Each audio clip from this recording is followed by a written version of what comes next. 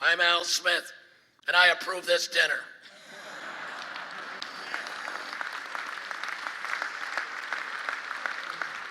It's a privilege to be with all of you for the 63rd anniversary dinner of the Alfred E. Smith Memorial Foundation. You all are all out about to witness the funniest performance in the 63-year history of this event. Let's not add to the amount of pressure he must be feeling. Just prepare yourself for nonstop hilarity. The funniest 15 minutes of your life or any other. It is an honor to be here with Al Smith. I obviously never knew your great-grandfather, but from everything that Senator McCain has told me, the two of them had a great time together before Prohibition.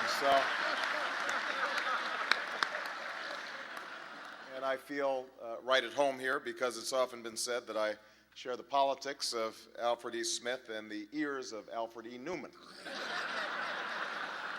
And I come here tonight to the Al Smith dinner knowing that I'm the underdog in these final weeks, but if you know where to look, there are signs of hope.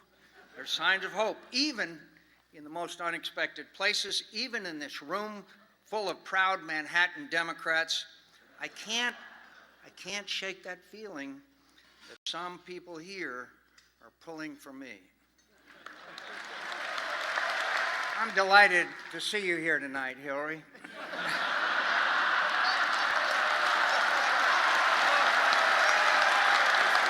I was originally told we'd be able to move this outdoors to Yankee Stadium.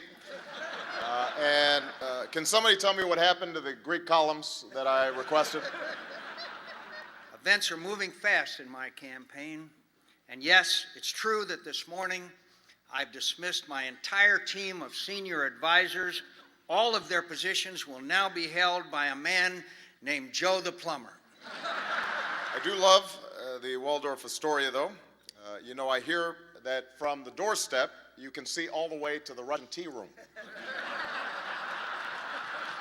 Joe the Plumber recently signed a very lucrative contract with a wealthy couple to handle all the work on all 7 of their houses.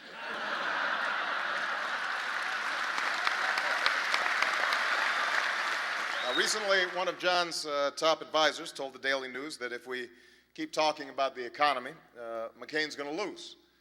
So tonight, I'd like to talk about the economy. Anyway, we all know that Senator Obama is ready for any contingency, even the possibility of a sudden and dramatic market rebound. I'm told that at the first sign of recovery, he will suspend his campaign and fly immediately to Washington to address this crisis. In the last few weeks, John's been out on the campaign trail and asked the question, who is Barack Obama? Now, I have to admit, I was a little surprised by this question. The answer is right there on my Facebook page. If I had to name my greatest strength, I guess it would be my humility. Greatest weakness, it's possible that I'm a little too awesome. Some advocates for Senator Obama are less restrained in their enthusiasm, even in the media. He usually is at table 228, for example. It was my old friend and green room pal, Chris Matthews. He used to like me, but he found somebody new. Somebody who opened his eyes, somebody who gave him a thrill up his leg. And we've talked about it. I told him, Maverick I can do, but Messiah is above my pay grade. Contrary to the rumors that you've heard, I was not born in a manger. I was actually born on Krypton and sent here by my father, Jor-El, to save the planet Earth. The man known to Oprah Winfrey as the One. Being a friend and colleague of Barack, I just called him that one.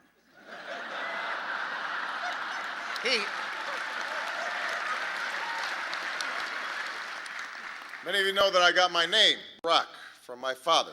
What you may not know is Barack is actually Swahili for that one. And I got my middle name from somebody who obviously didn't think I'd ever run for president. He even has a pet name for me, George Bush.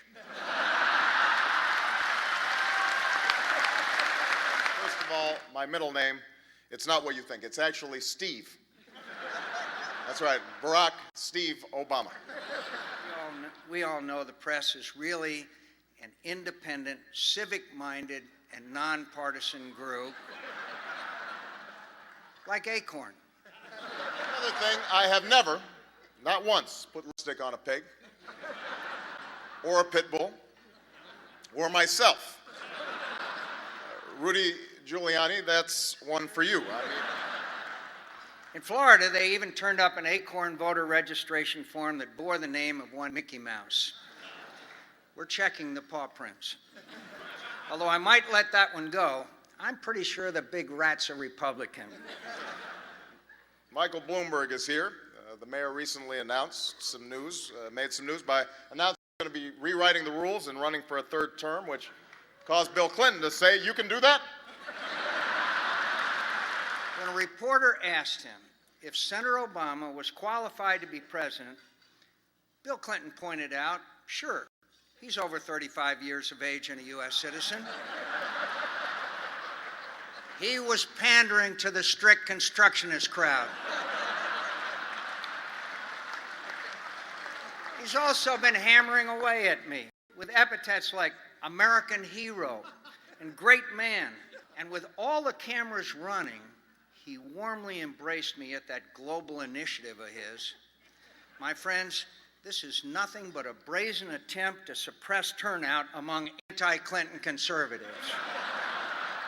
Finally, when Larry King asked President Clinton a couple of weeks ago what was the delay and why he wasn't out there on the trail for Barack, Bill said his hands were tied until the end of the Jewish high holidays.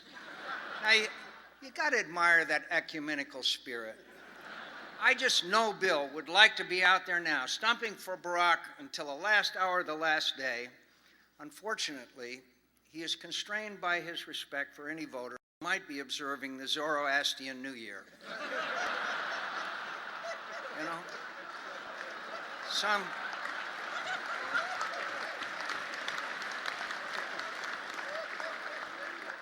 Fox News actually accused me of fathering 2 African-American children in wedlock. It's going to be a long, long night at MSNBC if I manage to pull this thing off. For starters,